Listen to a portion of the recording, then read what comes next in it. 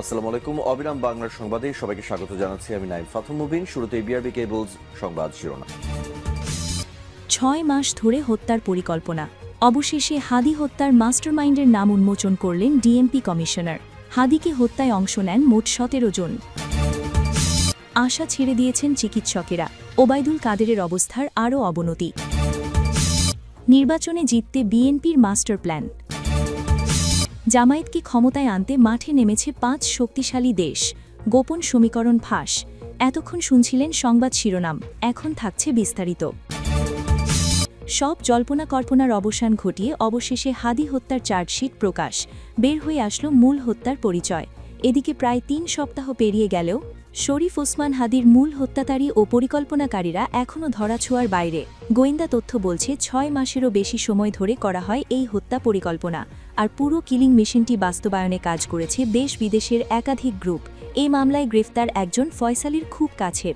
তার জবানবন্দিতে পুলিশ জানতে পেরেছে শুটার ফয়সাল সিঙ্গাপুরে যায় ২১ জুলাই। সেখানে ২ জুলাই সন্ধ্যায় সিঙ্গাপুর মালয়েশিয়া বর্ডারের এক হোটেলে সে দেখা করে ৪ জন হেভিওয়েট পলাতক আওয়ামী লীগ নেতার সঙ্গে। গোয়েন্দা তথ্য বলছে জাহাঙ্গীর কবির নানক, ইলিয়াস মোল্লা ও যুবলীগের তাইজুল ইসলাম চৌধুরীর ওরফে বাপ্পিও ছিলেন ওই বৈঠকে।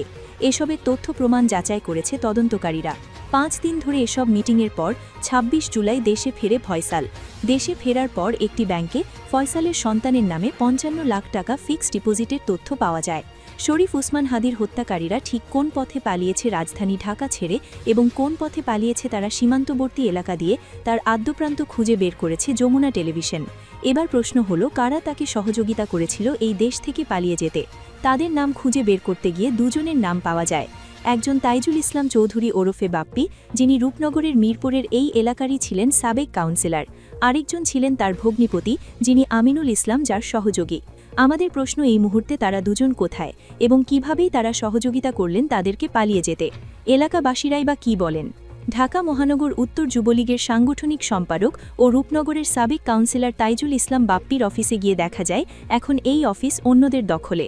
এলাকাদাসী ও ভবনের দায়িত্বে থাকা কেউ দিতে পারেনি তাইজুল ইসলাম বাপ্পির সঠিক কোনো অবস্থানের তথ্য। বাপ্পির বাড়িতে গিয়ে পাওয়া যায় তার ছোট ভাইকে। যমুনা টিভিকে তিনি নিশ্চিত করেন বাপ্পির শেষ লোকেশন ছিল দুবাই। এরপর আর যোগাযোগ হয়নি তাদের সাথেও। ৫ আগস্টের পর বেনাপোল সীমান্ত দিয়ে বৈধ পথেই দেশ ছাড়ে বাপ্পি। কাউন্সিলর বাপ্পি ছিলেন সাবেক এমপি ইলিয়াস মোল্লার ঘনিষ্ঠজন। সমস্ত কিছু কলাকাঠি নেড়েছে এই আওয়ামী দুঃশাসনের সন্ত্রাসীরা। এই সন্ত্রাসীদের যাদের নাম এসেছে তাদের অন্যতম একজন হচ্ছে এই তাইজুল ইসলাম বাপ্পি। গোয়েন্দা তথ্য বলছে বাপ্পির দিক নির্দেশনায় তার ভগ্নিপতি আমিনুল ইসলাম ব্যবস্থা করেন ফয়সাল আলমগীরের পালিয়ে যাওয়ার রুট। এরই মধ্যে গ্রেফতার আছে আমিনুল। দালাল ফিলিপের মাধ্যমে হালুয়াঘাট সীমান্ত দিয়ে হত্যার রাতেই ভারতে পালিয়ে যায় ফয়সাল ও আলমগীর। নেট দুনিয়ায় কিংবা খবরের শিরোনামে সবসময় নিজেকে আলোচিত রাখতেন যিনি, তিনি নিষিদ্ধ দল আওয়ামী লীগের সাধারণ সম্পাদক ও সেতুমন্ত্রী ওবায়দুল কাদের। নিয়মিতই বিরোধী দলের সদস্যদের নিয়ে কটাক্ষ এবং নানা হাস্যরস পড়ে সবসময় নিজেকে জাহির করে বেড়াতেন তিনি। কিন্তু সময় বদলেছে। জুলাই আন্দোলনে শেখ হাসিনার দেশ ছেড়ে পালানোর পর থেকে তিনি কেবল একবারই ভারতের গণমাধ্যমে নিজের করুণ পরিণতির বিষয়টি স্বীকার করেছেন। এরপর থেকেই যেন কোনো খোঁজ মিলছিল না তার। কিন্তু আবারও আলোচনায় এলেন তিনি। তবে এবার আর আগের মতো নয়, বরং গুরুতর অসুস্থতায় হাসপাতালে ভর্তি হয়েছেন এমন খবর মিলেছে তার। ৭৬ বছর বয়সী ওবায়দুল কাদেরের শারীরিক অবস্থা বেশ সংকটপূর্ণ। বার্ধক্যজনিত একাধিক অসুস্থতার কারণে বেশ কিছুদিন ধরে শয্যাশায়ী ছিলেন ওবায়দুল কাদের।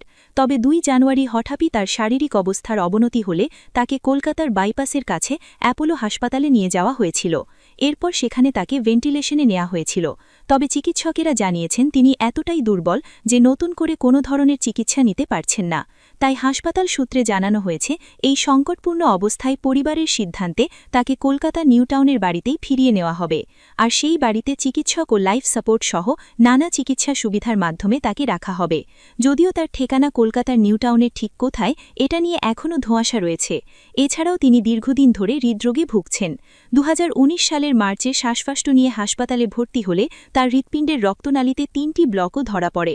এর মধ্যে একটি ব্লক স্ট্যান্ডিংয়ের মাধ্যমে অপসারণ করা হলে তার অবস্থার বেশ উন্নতি হয়। পরে আবার অবনতির দিকে গেলে সেই সময় ভারতের খ্যাতনামা কার্ডিয়াক সার্জন দেবীপ্রসাদ শেঠি ঢাকায় এসে কাদেরকে দেখে গিয়েছিলেন। এরপর তাকে সিঙ্গাপুর নেওয়া হলে সেখানে প্রায় ৪ মাস চিকিৎসার পর সুস্থ হয়ে ফিরেছিলেন তিনি। জুলাই আন্দোলনের পর আত্মগোপনে যাওয়ার পর থেকে প্রথমবারের মতো গত বছরের ২৬ মে ভারতীয় এক সংবাদ মাধ্যমে অডিও সাক্ষাৎকার দিয়েছিলেন তিনি। যদিও সেখানেও তিনি দাবি করেছিলেন যে তিনি বা তার দল কোনো দোষ করেননি, তাই কোনোভাবেই আবার ক্ষমতায় না আসা পর্যন্ত কোনো ধরনের ক্ষমার বিবৃতি তিনি দেবেন না। পৃথিবীর বুকে এমন কিছু সুপার পাওয়ার বা শক্তিশালী দেশ রয়েছে যারা আনঅফিসিয়ালি বা লোকচক্ষুর অন্তরালে চায় বাংলাদেশের রাষ্ট্র ক্ষমতায় বড় ধরনের পরিবর্তন আসুক। আরও সুনির্দিষ্ট করে বললে তারা চায় আগামীতে বাংলাদেশের মসনদে বসুক বাংলাদেশ জামায়াতে ইসলামী। অবাক হচ্ছেন, ভাবছেন এটি কি কোনো ষড়যন্ত্র তত্ত্ব নাকি বাস্তবের কোনো গভীর খেলা? এই ভিডিওতে আমরা প্রমাণসহ দেখিয়ে দেব বিশ্বের কোন ৫টি প্রভাবশালী দেশ এখন জামায়াতে ইসলামীকে ক্ষমতায় আনার জন্য উঠে পড়ে লেগেছে এবং নেপথ্যে তারা কী ভয়ঙ্কর সব তৎপরতা চালাচ্ছে। তাদের কূটনৈতিক চাল এবং গোয়েন্দা রিপোর্টগুলো বিশ্লেষণ করলে এমন কিছু তথ্য বেরিয়ে আসে যা আপনার চিন্তার জগৎকে ওলটপালট করে দেবে। পাকিস্তান, তুরস্ক কিংবা চীনের মতো দেশগুলোর পাশাপাশি এমন একটি দেশের নাম এই তালিকায় রয়েছে যা শুনলে আপনি হয়তো নিজের কানকেও বিশ্বাস করতে পারবেন না। চলুন একে একে সে দেশগুলোর মুখোশ উন্মোচন করা যাক। বাংলাদেশের রাজনীতি এখন আর শুধু ঢাকা শহরের রাজপথে সীমাবদ্ধ নেই, এটি এখন আন্তর্জাতিক দাবার বোর্ডের একটি গুরুত্বপূর্ণ অংশ।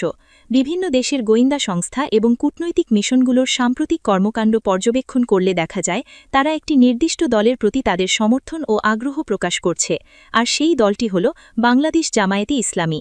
কিন্তু প্রশ্ন হল কেন এই পরাশক্তিগুলো হঠাৎ করে জামায়াতকে ক্ষমতায় দেখতে চাইছে? পশ্চিমা বিশ্বের কূটনৈতিকরা যেভাবে জামায়াত নেতাদের সঙ্গে বৈঠক করছেন তা ভিন্ন বার্তা দিচ্ছে।